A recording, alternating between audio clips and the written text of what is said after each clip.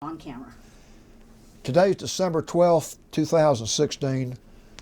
We're at Wesley Woods in Atlanta, Georgia. My name is Joe Bruckner. I'm a volunteer with the Atlanta History Center. And with me is Roger Swasted, who is also a volunteer at the Atlanta History Center, and Sue Verhoff, who is the Director of Oral History and Genealogy at the History Center. We're honored to have today with us Mr. Cary Allen. Mr. Allen is a veteran of the Air Force and was active in the military during World War II and the Korean War. And he's agreed to talk to us about his experiences both prior to military service, and after military service. This is in conjunction with the Library of Congress Veterans History Project. And Mr. Allen, thank you very much for agreeing to sit down and talk with us. Could you give us your name and the city and state where you live?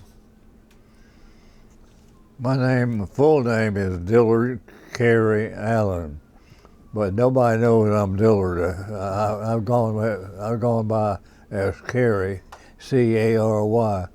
I was named after my uncle, who was the governor of Florida the year I was born. Wow. Governor Cary. Okay. That's a Scottish name, by the way. And what city and state do you live in right now? When I was born? No, right now. When I was born in Gainesville, Georgia. Okay. Lived there about 2 years. We moved to Decatur. Okay. And my formative years were all Decatur. And you live in Decatur now, right? No. Well, Atlanta. Well, my kids all grew up in Buckhead. Okay. They went to went to Tuxedo Grammar School and high school at what in the world? Yeah, there are a lot of high schools, North Fulton, and No, it started with a D. It's over near Chastain Park. oh, Dykes. Huh? Dykes High School. I think that's Dykes High School, over by Chastain Park. D-Y-K-E-S. Yeah, that's it. Okay. Yeah. And you were born on May 15th, 1923, right? 1923. Okay. Talk a little bit about your upbringing when you were a child, and where you went to school, and just a little bit about your life before you went into the military. Well, I went to Winona Park Grammar School, which is over near Agnes Scott College in Decatur, and I went to college. Graduated in Decatur Boys High. I went to college at North Georgia College. Okay. And that's Dahlonega. Wow. And Dahlonega, the Cherokee name, means yellow metal. Oh. And that's no school for a sissy. The three guys on my hall went home for Christmas, and they didn't come back. They want to be with their mama. But they were fair, but the cadet officers actually were responsible for a lot of things. They gave them the authority and they used it. How did they use it? They went by rules. And it was a military school, right? It was. Everybody was in uniform, and you had to comply with the rules. And they were fair and square. They weren't chickens. You know what I mean? For example, the cadet officer in charge of our hall went to a meeting one night. While he was gone, we had a water battle. So he came back, we cleaned up. Next morning about 3:30 or 4, he blew the whistle. we all fell out in our athletic clothes and ran out to Cane Creek Falls and back. We did that 3 days in a row. Good gosh. And he finally said after 3 days, "You had enough?" "Yes, sir, we had enough." he didn't need to explain anything to us.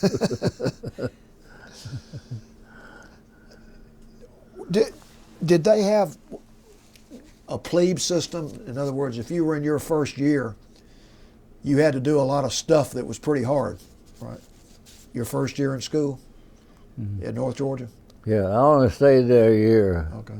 I went there into the Air Force. So you were at North Georgia for a year and then went into the Air Force. Right. Did you have any brothers and sisters? Did you have any brothers and sisters? I had one brother who was 12 years younger than me, and two sisters. One sister was 2 years older, and another sister who was about 10 years younger than me. Okay. By the way, that sister lives in Hawaii. She and her husband the last few years, and they both died. And he had been a former Marine, and they had a funeral service for her at Pearl Harbor. Boy. And he had been a former Marine, and they gave him a nice military funeral. That had to be pretty special. Yeah. They sent me a letter describing it all. So did you live in Gainesville until you went into the military? No, I only lived in Gainesville 3 years. Okay. I grew up in Decatur. Okay. Then you moved to Decatur from Gainesville. Yeah, I went to first grade in Decatur. Okay. And you went to Decatur High School? Decatur Boys High, Decatur Grammar School. Okay. On Boston Avenue. Decatur was a good straight school. And it was all male, all boys? Mm-hmm. What was Decatur like back then? I mean, what was the town like? Well, I should know. I had every job you could have. Had a paper route. And I worked at the theater, worked at Kroger in the meat market. I stayed busy, just like I was complaining that my brother had an allowance, and I never had an allowance. You had to work for yours, right? And he said, I didn't know you needed one. I was always making money, you know. And he was right. When you went into the military, had World War II started yet? Had Pearl Harbor been attacked? Oh, yeah. I'm trying to think. World War II, I finished high school in, I guess, 42. And World War II started about 40, didn't it? Started 41. Yeah, Pearl Harbor was attacked in late 1941. So the war had already started then when you went into the military, I guess. That inspired us. Yeah, talk about that a little bit. How did it inspire you, and what was the feeling of you and your friends about what happened at Pearl Harbor? Well, what inspired me was flying for the Air Force. I went through pilot training, but I had to finally give it up because I have a visual problem. I have trouble lining up things at great distance. So I ended up really a navigator, I guess, much as anything. But anyway, I was proud of the Air Force. It was a good service. You know what was funny? they didn't have a blouse, a coat that fit me, and I couldn't go to town. Oh, really? Because you were bigger than a lot of the I guys? didn't have a uniform. I didn't have a complete uniform. Huh. So you had to stay on base all the time? Hmm. You couldn't go into town because you didn't have a uniform? Yeah. That's not very good. Yeah, it wasn't fair, but that's where the girls were, you know. So you probably stayed out of a lot of trouble by not going into That's town. right. Well, I was stationed 23 places. Wow. In the United States in World War II. I got a real geography and history lesson. Boy, I bet you did. I know where I don't want to live. Where's that? I don't want to live north of Virginia or west of Louisiana. I understand that completely. Well, talk about some of the places you were stationed in the military and what you did, what your job was, what your assignment was, or any experiences you want to talk about while you were in the Air Force, right, during World War II. Just talk about what you did, what you saw. Well, the service was, give you an example. My first assignment was Miami Beach. And my buddies always said, "Oh boy, you're getting off on a right assignment, plush Miami Beach." Yeah, it was plush, all right. It was lights out in Miami. The beaches were covered with oil. They were sinking. The Germans were sinking oil tankers coming out of Central America, and my hotel was 6 stories high. I had to walk up the steps every day, 2 or 3 times, you know. Yeah. And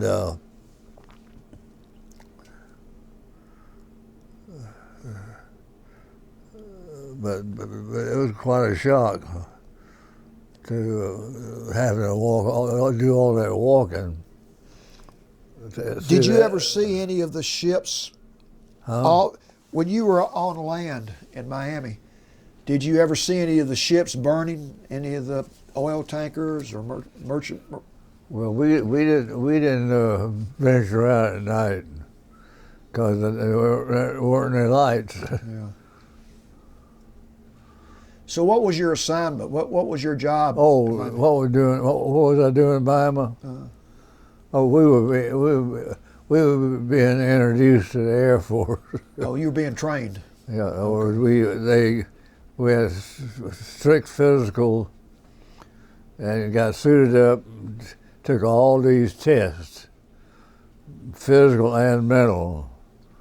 They were preparing us for the aviation cadet program. I'll never forget. They were 4 of us assigned. No, 3 of us assigned to. 4 of us to a room with two bunk beds. And so I went in and put my gear on the bottom bunk. And another guy came in and took my gear out and put it on the top bunk. So another boy named Cary Allen from College Park came in, and I had the guy who had put my gear on the bottom bunk on the floor, beating him up. He said, "What you guys fighting about?" I said, "He just moved my gear from the bottom bunk to the top bunk, and I'm no top bunk guy." And he said, "Oh, God." And I stayed in touch with Claude. He became a fighter pilot. Oh, he's a good boy. He went to work for Delta Airlines. As a pilot? Yeah. Cary Allen. Good boy. We stay in touch. Good. I say he's College Park boy. And Barbara. When you left Miami, what were some of the other places you went during the war? I went to college at Erskine College, due west, South Carolina. That was a 4-month assignment. They wanted us to get a little more. They had guys from Tennessee, Michigan, Miami, going to Erskine College, due west. That's a big town. That's a big school. You never heard of it. You probably never hear of it again. It's a Presbyterian school. So where did you go after that? I went into flying school. Okay. Orangeburg, South Carolina. Had you ever flown in an airplane before you went to flight school? No. Talk about the first time you ever went up in an airplane. What was your feeling? I didn't think much about it. It wasn't. You aren't flying till you start soloing, you know. And we soloed pretty quick. Well, talk about that. What was that experience like? It was pretty exciting. We were flying PT-13s. They had double wings, 2 open cockpits, and you usually sit in the front cockpit, and the instructor behind you in another cockpit, and we went on to a vacant field, and he got out. The instructor got out. Said, "All right, take off and landed 2 or 3 times." Well, I did. I soloed. That's simple. I want to be sure I could fly. You obviously did a pretty good job of it. Yeah. Well, you know, we spent 2 months in Orangeburg flying PT-13s. Then the next summit was at Bush Field at Augusta, Georgia. I flew BT-15s, and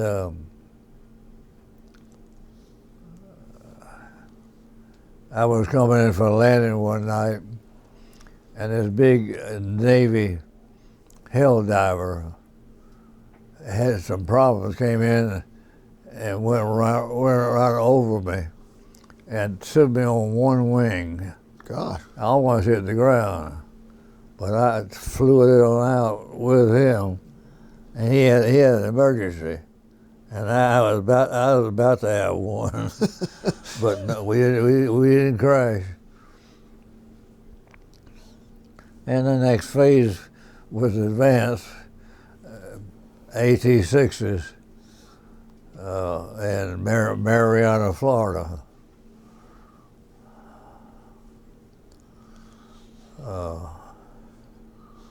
And then I was assigned to P-51s. Yeah, that was my jewel. Yeah. Yeah. Was that the favorite plane that you flew? Yeah. Well, they eventually, I wanted to be a fighter pilot. Yeah. And the commander said, "Lieutenant Allen, it's not a fighter war, it's a bomber war." So that took care of that. Yeah. I was trained on B-17s. That was quite an experience. we went up to Sioux City, Iowa, and flew over North and South Dakota all winter long, and we flew up at 20,000 feet, and the temperature was 20 below. Wow. And those planes didn't have heaters, Yeah. It was a pure 20 below. That was quite disgusting. And you'd never experienced temperatures like that, haven't you? Right. Growing up here. Yeah, I had one great experience. Her name was Adeline Anderson, but she was a beauty. Well, talk about her. Well, she was an Air Force nurse. I've got a picture of her somewhere, but we didn't keep up. I had a high school sweetheart with a knockout. She was voted the most beautiful girl in Decatur. Really? For about 3 years. Her name was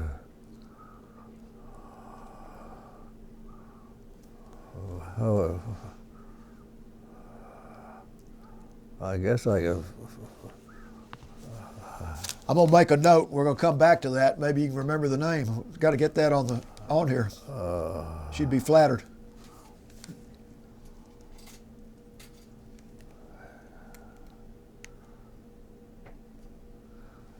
Oh, it was Louetta Farrell. Louetta Farrell. Okay. Yeah. Okay. And she married a boy named Billy Allen. Allen. A lot of Allens. Yeah, a lot of Allens. Well, I wouldn't. We never talked marriage because I take marriage very seriously. Because I wanted to do my thing and do my responsible things. Well, that's the right way to do it. So you're training on B-17s, and the war's still going on, I assume. Did you ever leave the United States during the war? Yeah, I went to the Pacific. Okay, we're real interested in that. Talk about that, what you saw and what you did. I went to South Pacific. Flew into Hawaii one night, gassed up. I never saw Hawaii. It was dark, and I went on down to South Pacific. That's a big ocean. And I tell you, our biggest fear was going down in that big body of water. You'd be so lost. But we were lucky. When you first went to the South Pacific after you left Hawaii, where were you? What island? Or What's that? when you first went to the Pacific, you went to Hawaii. From Hawaii, where did you go? Where all did you fly? What were your experiences in the Pacific? Oh, we flew out of the South Pacific over Japan. You did. And we bombed Japan. Tell us about that, because people are very interested in hearing about that, because we've read so much about it. Talk about your experiences. Well, they told us don't bomb the palace. They really were strict about that. They thought that country would explode if the prince was attacked, individually. But I tell you what, those Japs were tough. But the toughest flying in World War II was over Germany, because they had great fighter planes, they had great anti-aircraft guns. They had the equipment. Nobody touched them.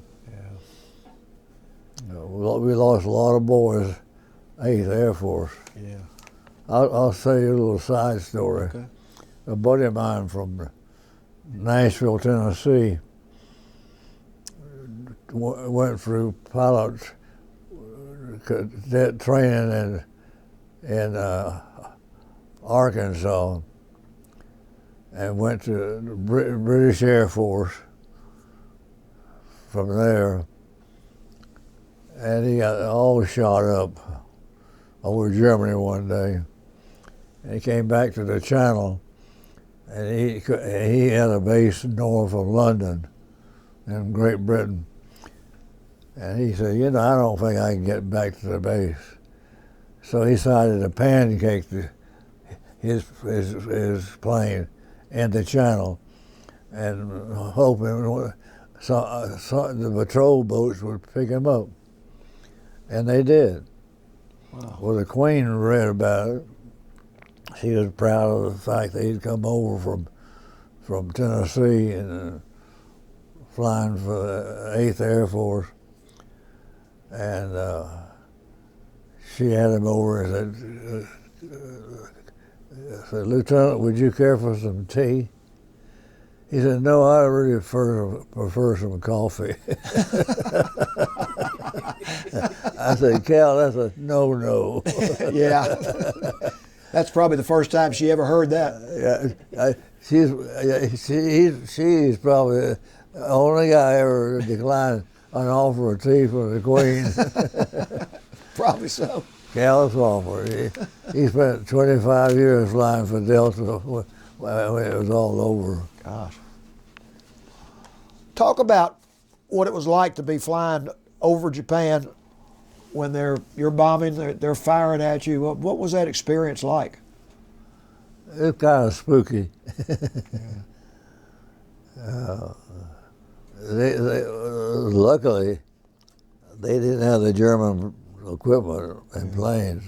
They weren't as tough as the Germans, but they were tough enough. Well, we were a long way from home. Yeah. Like I say, our biggest danger was that ocean, Pacific Ocean. That's a big, big body of water with no friends. No friends in sight. I was glad to leave there. Did you lose many members of your unit when you were flying over Japan? Were many planes shot down? Yeah. My roommate got shot down, and my commander offered to let me go home with the body. I said, you know, I don't think I can handle that. Yeah. I want to get it out of my system. Yeah. But I did go see his family when I came back to the States. He's a Pennsylvania farm boy. Well, that had to be an emotional experience. That had to be an emotional experience visiting his family. Where were you when we dropped the atomic bombs on Japan? Were you still in the Pacific? That would have been I was back in the States. Okay. When they dropped it. So the war was still going on when you got back to the States, is that right? Mm-hmm. Right. Okay. Well, I stayed in the reserve, and they wanted me to come back in and bomb North Korea. I said, look, get some of those young pilots out of the Pentagon. I said, I did my combat flying. That's some of those young fellows. Anyway, and so they sent me to the North Pole. Talk about your experience in the North Pole. Was that Greenland? Well, what we did during the Korean War, we felt that Russia would eventually get joined with the Koreans and extend the war in the Pacific. So they built a big base at Thule, Greenland. Greenland is a big island, about 1,200 miles long, about 700-800 miles wide, and covered with a sheet of ice.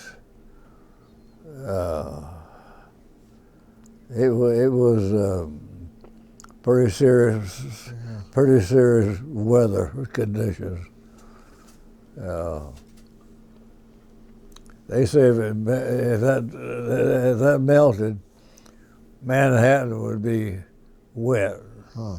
Some parts of Florida would be wet, below normal.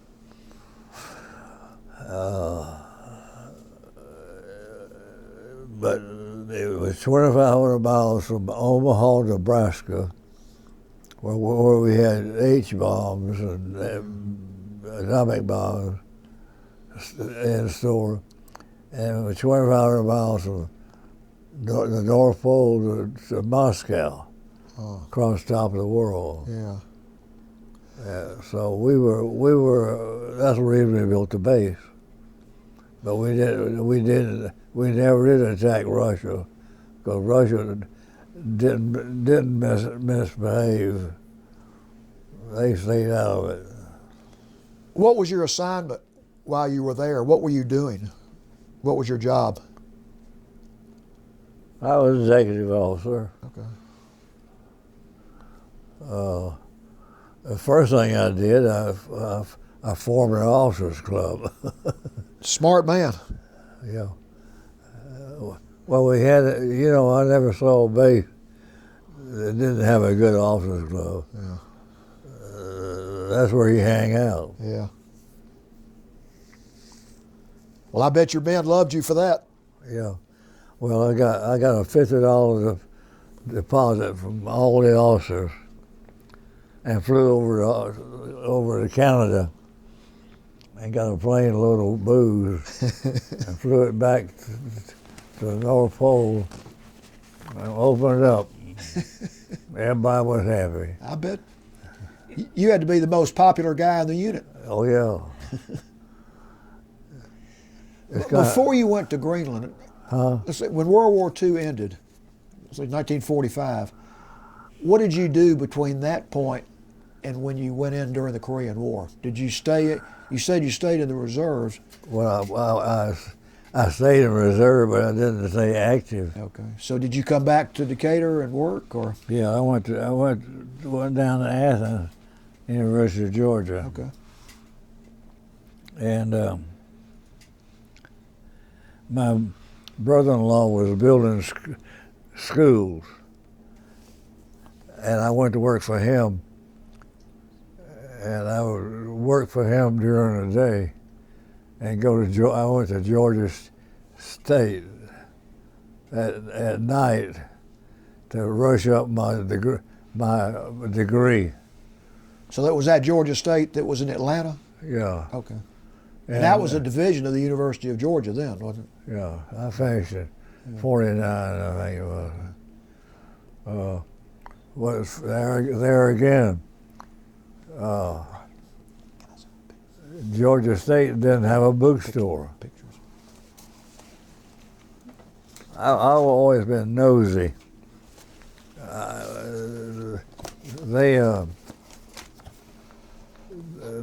Georgia State didn't have a bookstore. So I talked to Dr. Spark. I said, let me open a bookstore. He said, okay. And I opened a bookstore, and I got the ring contract. Well, it gave me a little revenue. And it's still operating. Really? But when I got recalled, I sold my interest to a buddy of mine. You got some photographs of Greenland there, haven't you? Yeah, one thing I want to do is I think we are going to put this picture of you up here so when somebody watches this, they can see your picture. That's you, right? I guess that. You have to get a little closer, probably. Yeah. I think we ought to get that on the... Yeah. Hold that up. He's going to have to hold it underneath his chin. Okay, put it up like this under your Put chin. it up underneath your chin, then we can see it. Just hold it up just a little bit. There you go. Yeah. We just want people to be able to see that when they see this. Is it square enough? Yeah. Yeah. Okay, that's good. That's an iceberg. Those things really explode, you know. Yeah, they've sunk a lot of ships, haven't they? Mm-hmm.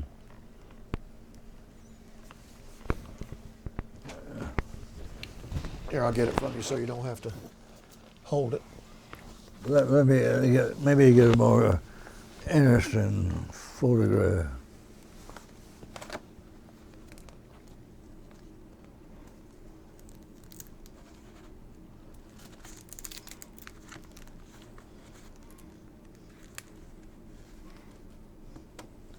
You looking for the one that has the sign that says the northernmost point? Hmm.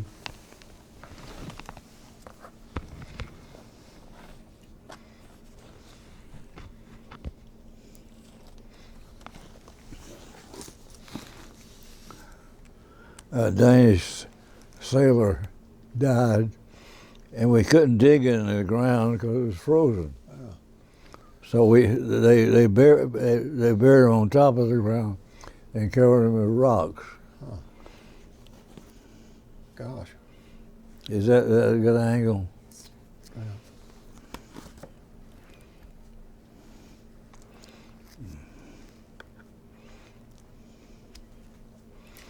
Here we are walking across the ice cap.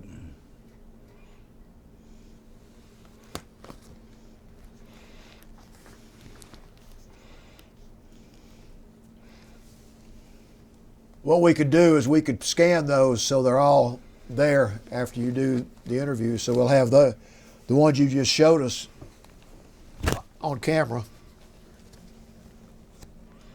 And so whoever watches this will see these pictures. Mm-hmm. And then we'll scan the rest of them so that they're part of the record. Is there anything else you did in Greenland that you want to talk about? Any experiences you had while you were there or while you were stationed there at the North Pole? No, it was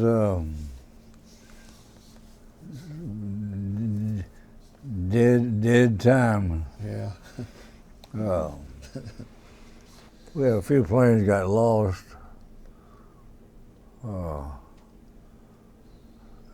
The thing about, planes navigate by everything is zeroed in at the North Pole. Yeah.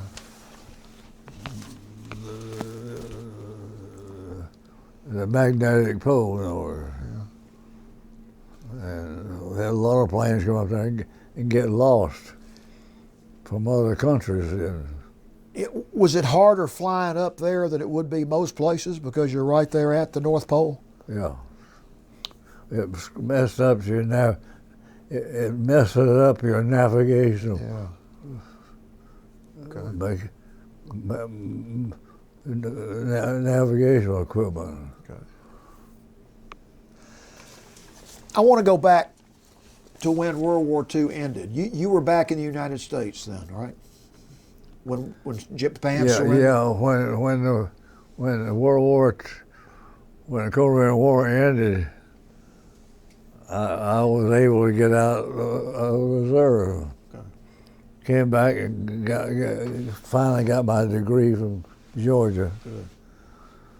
I want to ask you though, at the end of World War II, when Japan surrendered, can you describe what the feeling was of people in the United States and what people did and whether celebrating? Well, everybody was elated that was the biggest challenge our country ever had, was winning World War II and the Korean War. So that was a big job. Well, you have to be proud that you were part of both of those wars. Yeah. I was glad to get home. I wanted to get busy with a business career. And you weren't married after you got out of the Korean War, right? You were still single. Well, talk a little bit about your life after the military, what you did personally and business-wise. Well, I got a job with Bigelow Sanford Carpenter Company.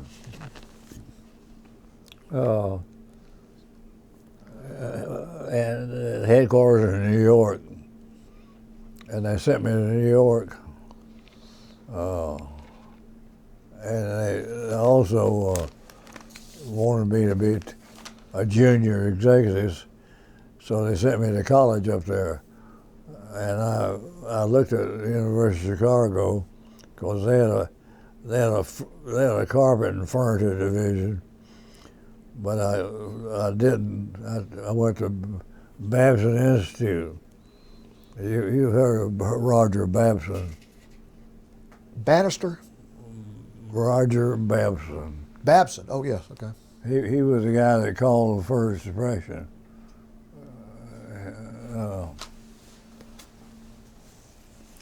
And his school was in Wellesley, Mass.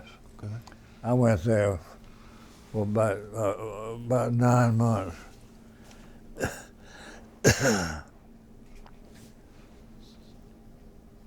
And what did you do there? I mean, what were you being trained to do? Or It was a graduate school. okay.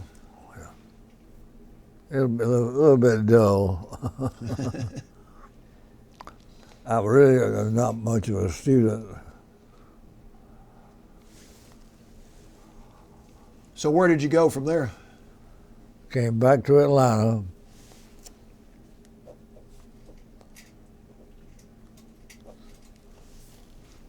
And I wasn't real happy with that big outfit.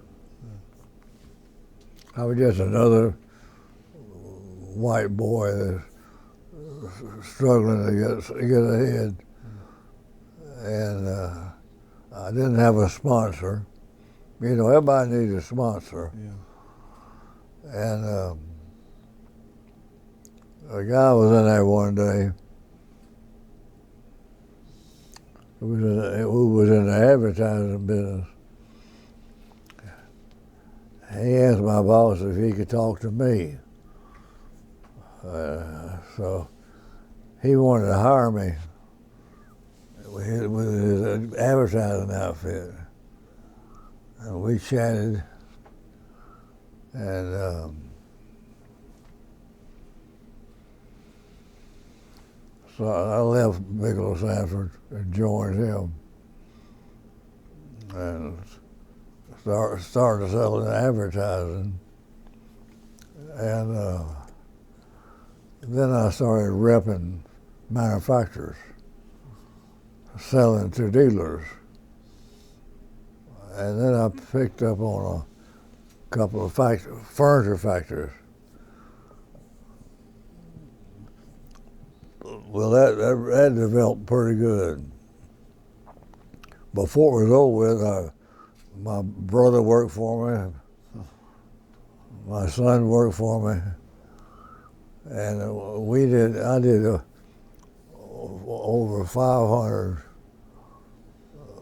5 million riches with one factory. That was kind of nice. Yeah. And that a lot of guys come to me and said, "How you sell riches?" I said, "Be a nice guy." But that one thing led to the other. So over a period of years,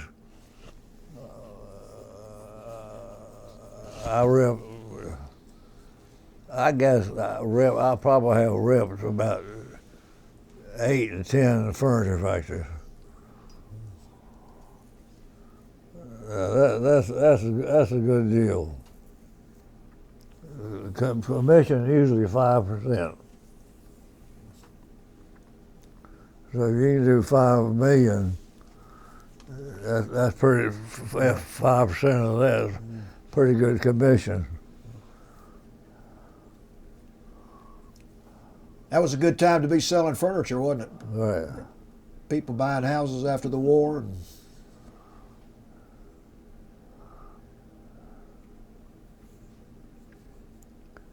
And of course, I approached it.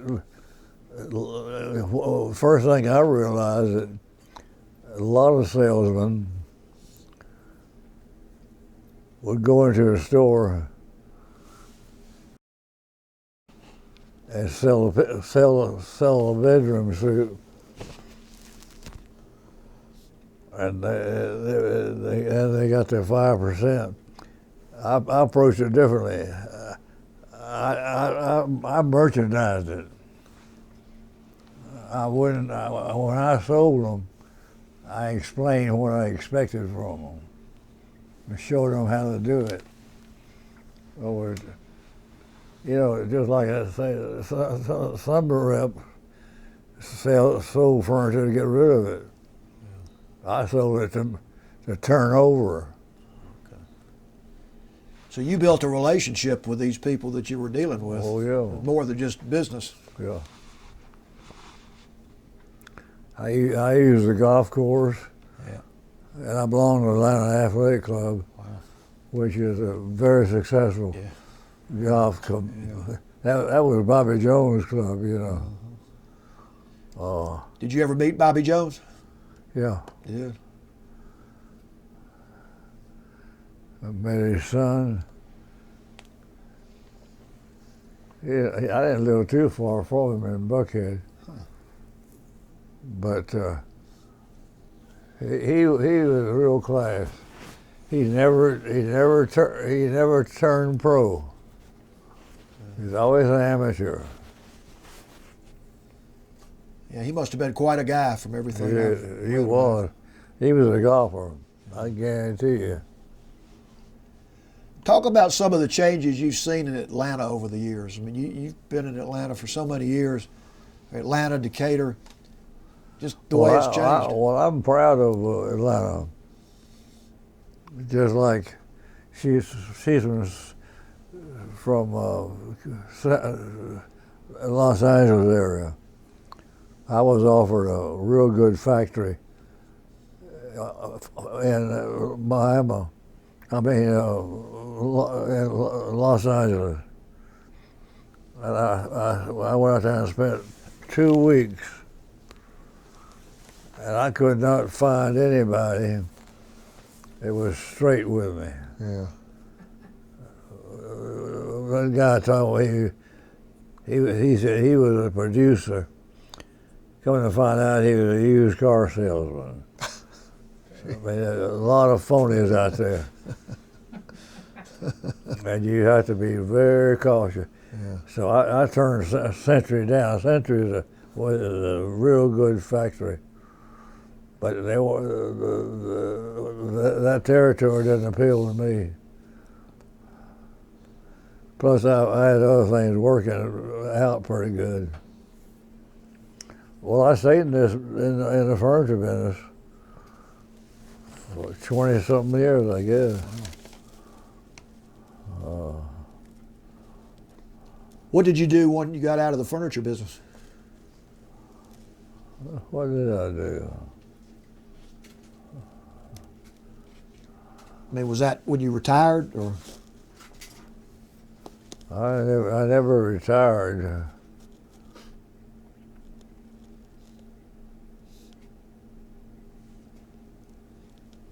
Talk about your family, your children, grandchildren.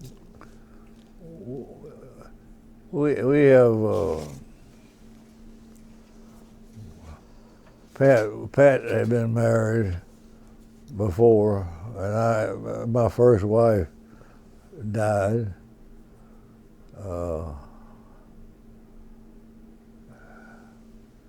You see, I had 3 children, and she had 2, and then we had 8 grandchildren.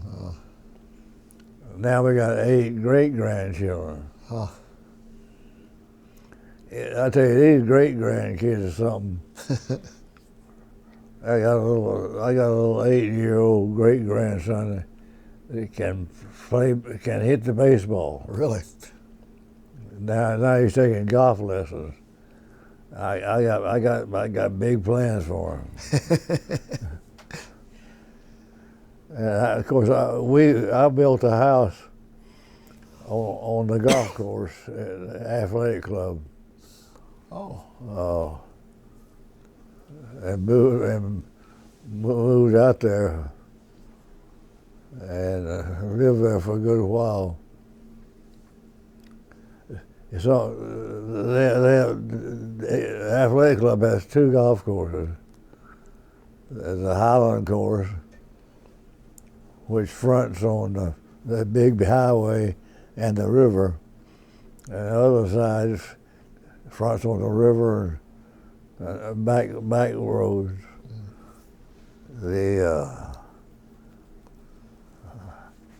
Not a bad place to live.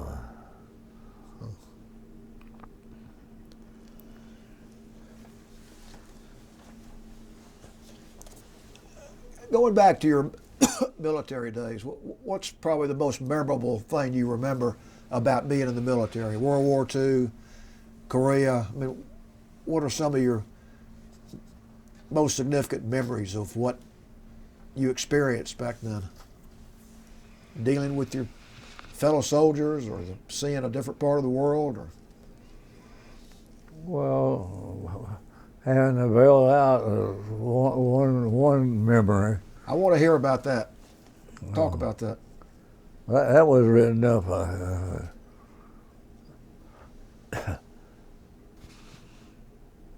I was flying out of New Mexico over Texas, and my number 2 engine was acting up, and all of a sudden it quit running and kept fumbling around, and finally it caught on fire. And that's where the gas tanks are in the wing where the fire was. And what type of aircraft was this? B-17. Four engine bomber. Okay. And I was trying to get to Oklahoma, through Oklahoma, the big airport in Oklahoma City, which has all this crash equipment. I didn't want the thing to blow up under me. So I was headed that way, going in an emergency landing, and that plane started burning.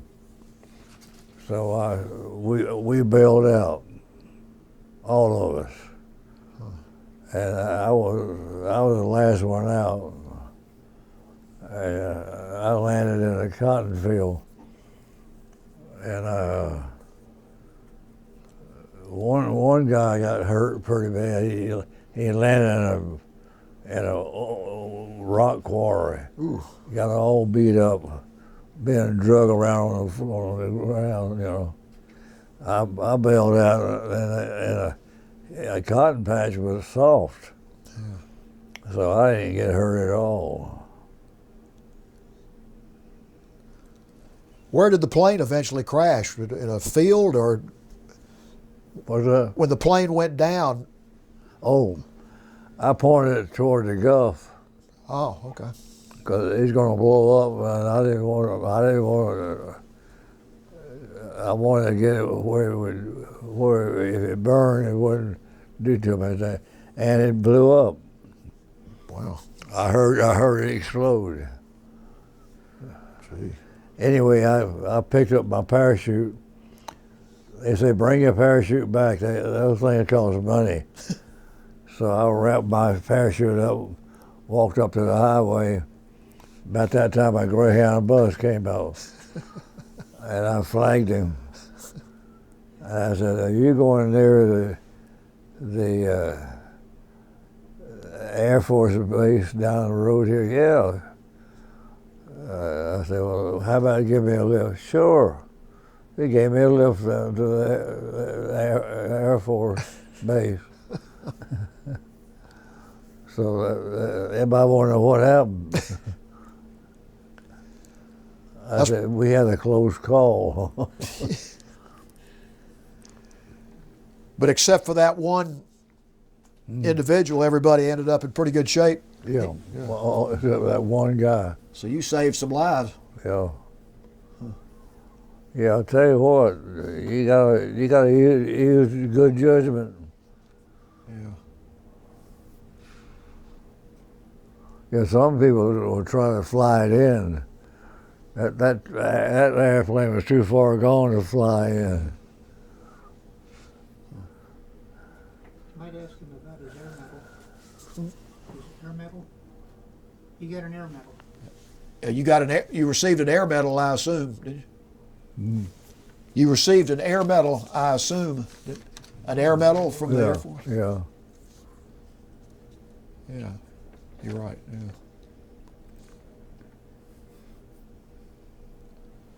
Was that for that occasion or other? Yeah, was that as a result of flying a certain number of hours when you Yeah. received the air medal, Yeah. as opposed to for that incident? Right. Yeah. So you were in the 8th Air Force and the 20th Air Force, is that correct? What's that? Were you in the 8th Air Force and the 20th Air Force? Were you in the 8th and the 20th Air Force? Your units. 8th Air Force. Were you in the 8th Air Force? Yeah, well.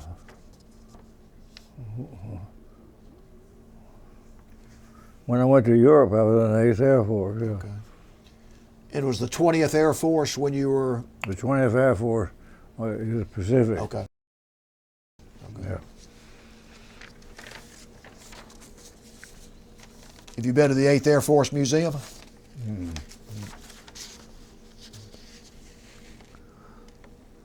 When I came home, I just stayed enlisted with the Air Force Reserve. Okay. That's how they got me to the North Pole later on in life. Yeah. That was a shock. Yeah, talk about that. Well, I mean, when you found out you were going there, number one, and then when you got there, you said it was a shock. What was that like to go someplace like that was totally foreign than anything you've ever seen?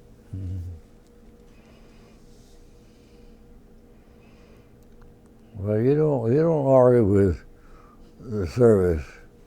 They got your number. They know what they can do. Yeah. They own you. And thank heavens we had a good reserve. Yeah, you're right.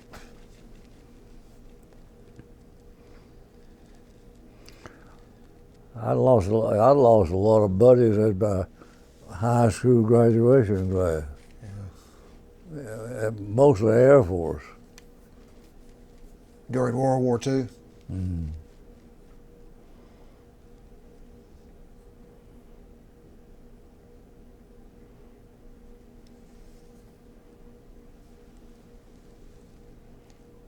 Did you see many of their families after you got back, the ones that were local?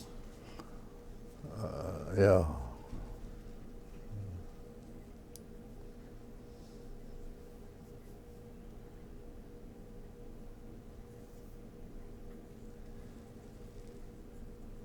I guess one of the most famous guys on my street in Decatur, a boy named Frank Broyles. Oh, football coach. Yeah, Football at coach. Arkansas. Yeah. He's a tech graduate. Yeah. Yeah. Did you get to know him pretty well? Yeah, he's a good boy. We were in the same class. Oh, okay.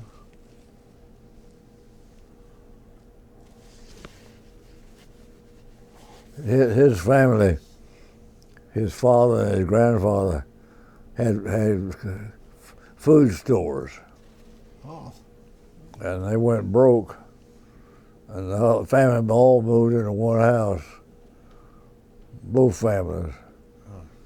But they've slugged it out. working hard, huh? You know, this has nothing to do with your military service, but it's always interesting for us to hear. You were growing up during the Depression, right? Right. Talk about that. What kind of experience that was? Well, my experience was deeper than that. My grandfather, my dad's father, had two general stores in Oakwood, Georgia, which is a strip retail strip between Flowery Branch and Gainesville. And he died of a appendix rupture. And my dad was a junior in high school, and he was the oldest child. He had 6 sisters and a baby brother. So he quit high school in his junior year to put bread on the table so the girls wouldn't starve. Gosh. And that's how he started off life. Gee. And the stores went broke because they didn't have management. Well, you know, a junior in high school ain't got any management expertise. So Dad walked to Gainesville, excuse me, and went to work for a furniture store over there, Pilgrim Estate. And he eventually ended up taking some tests with the post office department. He became a railway postal clerk. Now that's a postal clerk works the mail on the train en route to another city. For example, he get on the train in downtown Atlanta and works the mail to Nashville, and he spend the night there and work it back. Then the next trip he take it from Atlanta to Orlando, Florida, and he held that job. Oh, he carried a gun too, by the way, because they were robbing the mail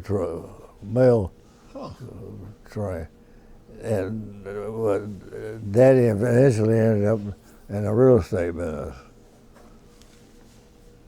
Well, he sounds like a hard worker. I tell you what, of all the fine men I know, my dad was one of them. He was straight arrow. Didn't smoke, didn't drink, never used a curse word. He was straight arrow. And he wasn't no sissy either. So he was a good example for you to follow.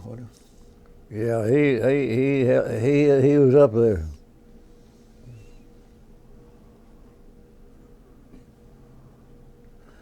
He's the one that said he didn't see where I needed an allowance.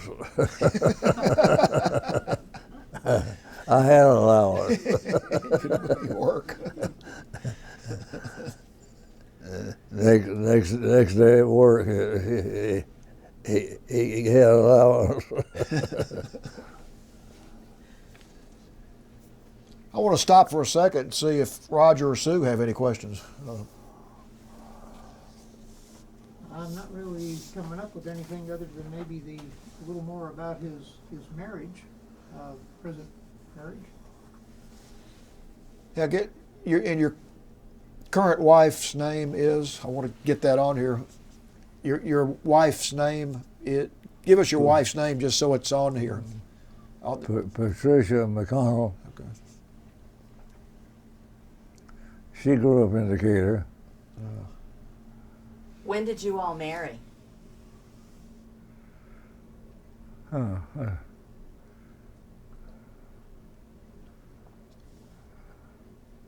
About 20 years ago.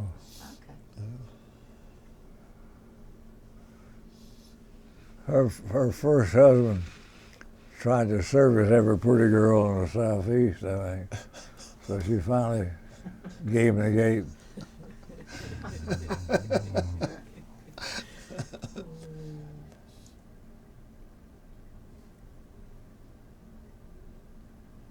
I'm very fortunate. Pat really works hard, but you can't believe the paperwork you have here. Oh yeah, I yeah. mean, she's always working on the papers. I know she must be a wonderful wife. Well, I really think she works too hard.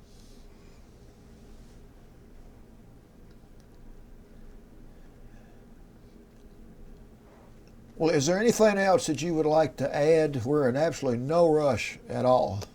Well, I will say this: that Greenland was something. That place is hard to believe. Talk a little bit more about Greenland. Just why is it hard to believe? Well, can you visualize an island 1,000 miles long, about 800 miles wide, and covered with ice? I don't mean just a sheet. I'm talking about it's thick. Something goes up there stays.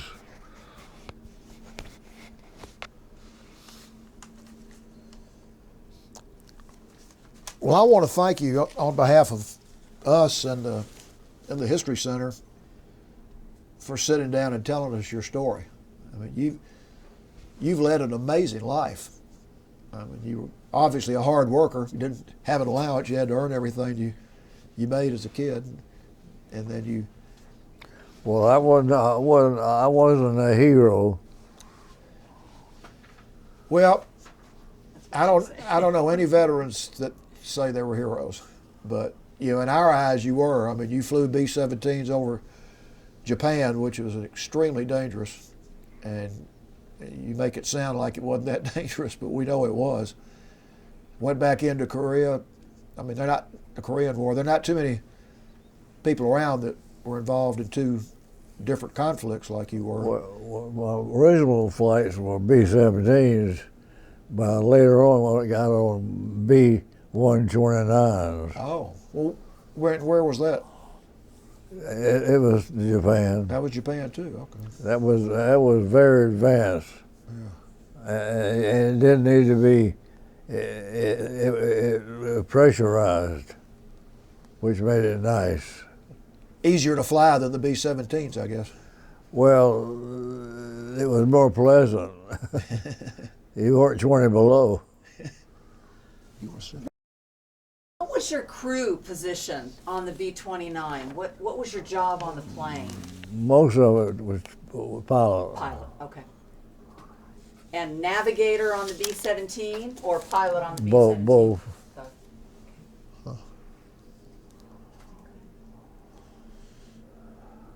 I tell you, the Air Force was developed during World War II. We didn't have an Air Force, and it was an Army Air Force starting out. I wore Army uniforms. Finally got Air Force uniforms later on,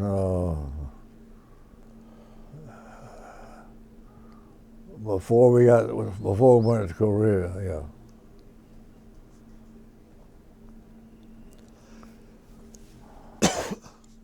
I just got one last I tell you what, we were in a deep ditch,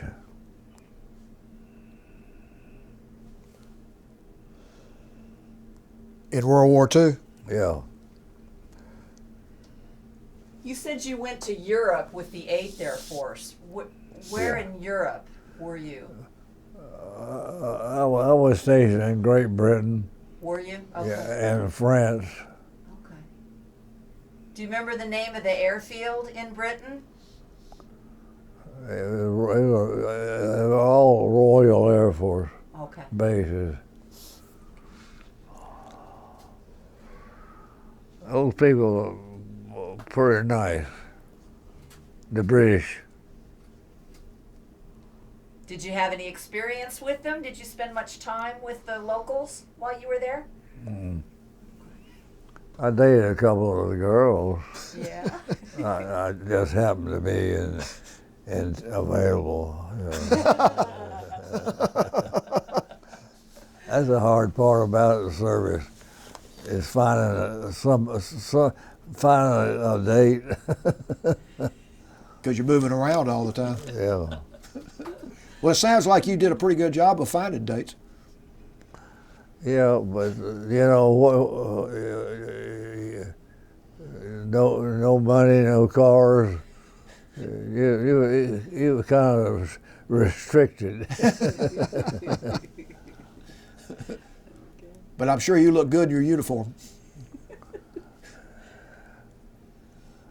Yeah, the fact that I couldn't go to town about the first year and a half, I didn't have a blouse.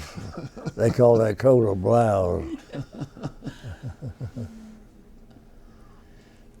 Well, I want to thank you so much for sitting down with us and talking about Well, your... I hope I haven't bored you to death. No, not at all. I mean, it is fascinating to us to hear your story because you were involved in so much. I mean, the Depression, 2 wars, started a business, you know, watching Atlanta grow. And it's like talking to a history book. And I mean, you're obviously a good family man, a good businessman. You fought for your country. You're everything everybody wants to be in life. So Well, I'm pleased with my career in the furniture business. I was probably the #1 furniture rep in the country wow. before it was over with. Well, you got to be proud of that. Yeah. And part of that was your hard work that you learned as a kid. Oh yeah. Yeah, I went. I did a lot of traveling worldwide. Yeah. Well, you've seen the world, haven't you? Yeah. Yeah, 23 bases. That's a lot of places. It is. Well, thank you so much for today, and thank you for your service. You certainly are complimentary.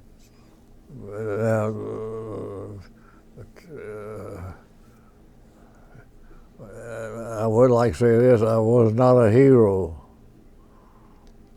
I didn't do anything heroic. I just survived. Well, you're very modest. That's all I will say. Well, I heard that one comment about he was the last one to bail out of the plane. Yes, that's a very good point. Something. Yeah. I mean, you You- were a you- hero there because you saved those men's lives by being the last one to. You want to go? You want me to go through my little book? Pictures? Yeah. Sure. I might enlighten you. Why don't you come over here, man? Okay. I might enlighten you a little bit.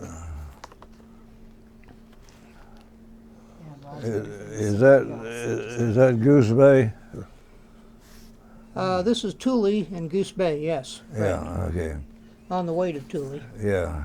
These are pictures down of, That's Goose Bay, Labrador. Tip them towards there we Labrador, go. okay. There. okay? Labrador, Canada. On the way to Thule. Yeah. That's Goose it. Bay again. Yeah, that's a chapel. Yeah, just a, And if you just tip it toward the camera, it takes the glare out. Yep, perfect. okay.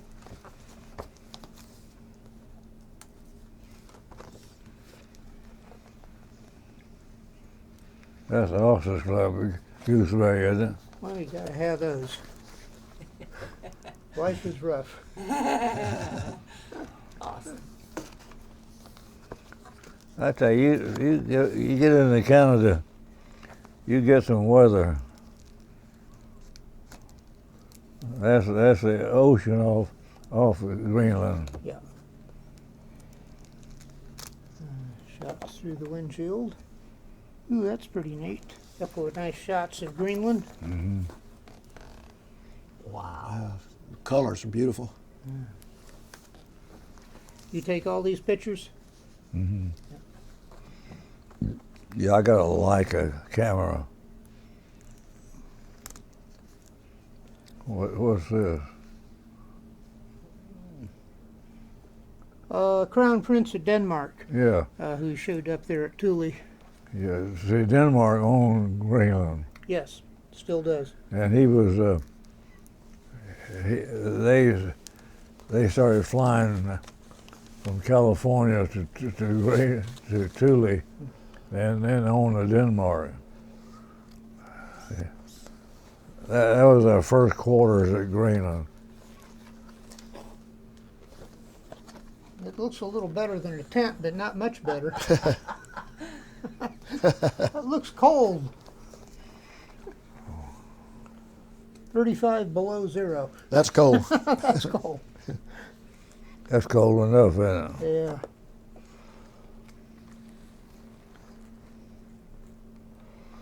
The buildings we finally got were like big refrigerators, and they were mounted on concrete posts. Well, it looked like Connex containers welded Yeah. together. Yeah. And I think you're right calling that a big refrigerator. Oops, missed one. Okay, this is Greenland with a little bit of dirt showing. Late spring. And, oh, this is the camp.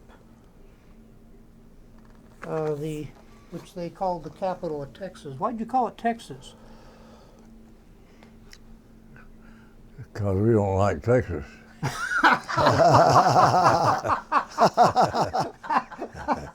I love it. We had a little flat top island off Thule. That's how they brought equipment in by ship. I'll see the aerial view of the harbor. Wow. What was your unit's mission while you were there in Greenland? What was your purpose for being there? Building the base and getting it operating. This is Mount Dundas here in the background. Yeah, Mount Dundas. Boy, that thing looks just like a mesa. Oh, look at that. It does. Sure does. That's cool. There's another shot of it in a minute, which I thought was pretty neat, an aerial shot. Well, not yet. A lot of rocks. Yeah, I guess those are rocks. that's the beach. Yeah. Pretty. That is not what you'd call a sandy beach.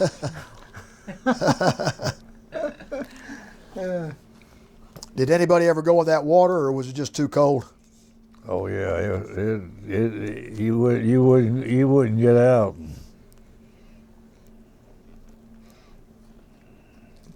Did you see polar bears?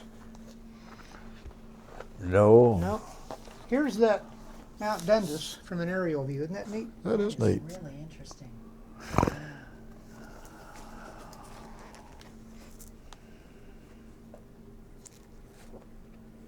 Ah, here we are. Here's the man. There. That's a good picture. That is a good shot. It's like Grizzly Adams. Everybody grow beards there? I got more hair than I want right now.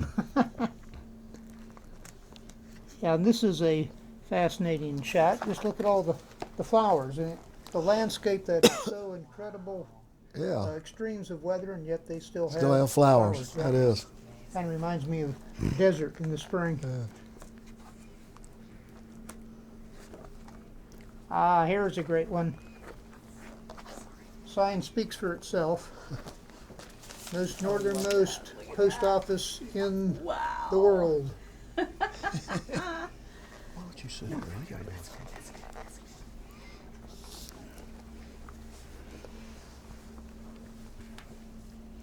And this is the Grave. you showed this before, the tomb, the burial of that Right. Danish sailor. Right. And I guess that's your, That was probably officer today. Yeah. okay, not Officers Club, okay.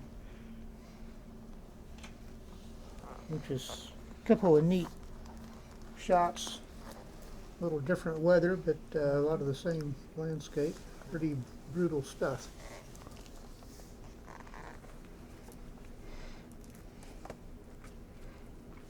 Whoops. There you go. Looks like you're doing a little hiking. Is that you? Probably so. You can see the tiny little figure there. Big country and a lot of ice. That boy with me is James Old Man from Jackson, Mississippi. I think he's now MD. And is that a 17 or what is that? That must be a British plane. Oh, okay.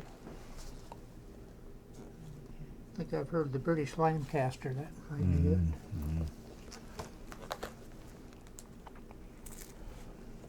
Oops, okay.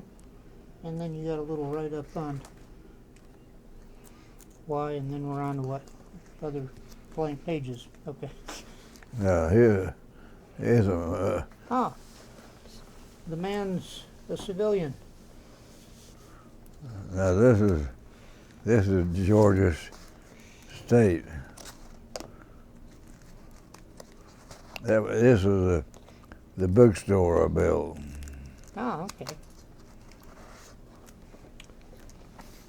That has a bulldog. Was Georgia State the Bulldogs too, or Hmm? that has a G and a bulldog on it? Was that Georgia State or the University? Georgia State. Georgia State. Huh. Because that was part of that was a bookstore I opened at Georgia State. and they were part of the University of Georgia then, I believe. Right. The Atlanta division, I think. Okay, now these are a couple of some furniture that you made. Is that what we're looking at? here? Yeah, I built those. Yeah. Okay.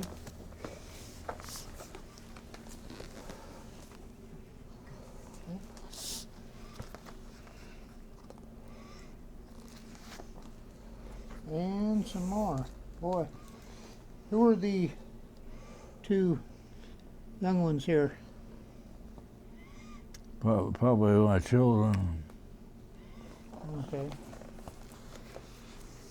Wow. Great. So this is your new hobby, making Mm-hmm. furniture. Oh wow, look at the leather. That's gorgeous. That is beautiful. Oh my. Wow. You saw my beds in my next room, did you? No. Yeah. You told us about it, but we haven't seen it. And more furniture. This guy really had an assembly line. Yeah. Got it. And this is a different one? I guess it is. Yeah. And it's like a, I think I built all my granddaughters and daughters a chest. The chest, yeah. Mhm. That's great. something that'll stay in the family for a long time. And I guess you didn't make the dolls. Oh, No, okay. You made the shelf for the dolls. right. Ooh, that's a pretty one. Nice. Okay. Okay. I think we've covered it. That's what granddaddy do. They bore children. Well, thanks for what you did for the country, and thanks for what you did today, and thanks for your service. Thank you, Mr. Allen. This has been a pleasure. Thank you. My pleasure. Thank you. I'm really kind of shy. Yeah, we could tell. We Yeah. can tell, but you did a good job. All righty.